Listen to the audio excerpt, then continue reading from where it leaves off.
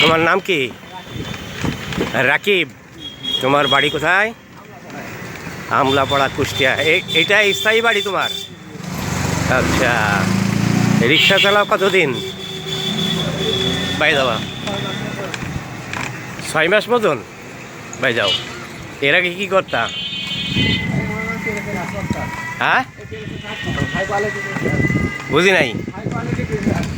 তুমি প্রিন্ট করতে? High quality প্রিন্টারের কাজ করতে? আচ্ছা আচ্ছা, হ্যাঁ।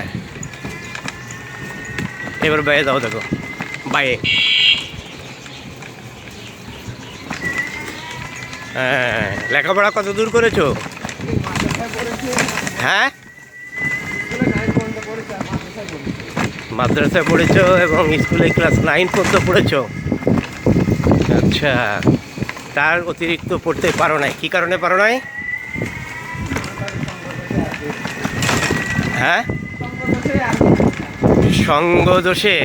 এই তো, সৎ সঙ্গে সর্বনাশ, স্বর্গে বাস, অসৎ সঙ্গে সর্বনাশ। অসৎ সংস্পর্শে মানে বন্ধু বান্ধবের সংস্পর্শে পড়ে তুমি নষ্ট হয়ে গেছো। আমাদেরকে তাকিয়ে কথা বলো। হ্যাঁ হ্যাঁ, কে মানে তারা কি করতো? সেই তারা কি অসৎ সঙ্গ কেন বলছো? তারা কি করতো?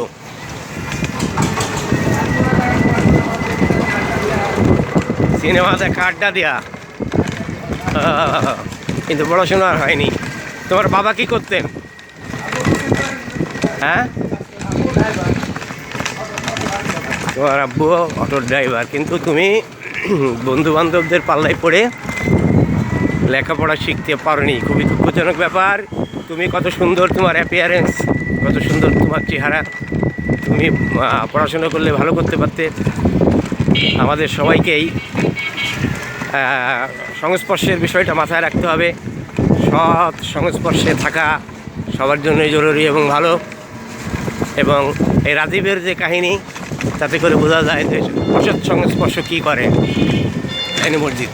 ধন্যবাদ, সবাই ভালো থাকবেন।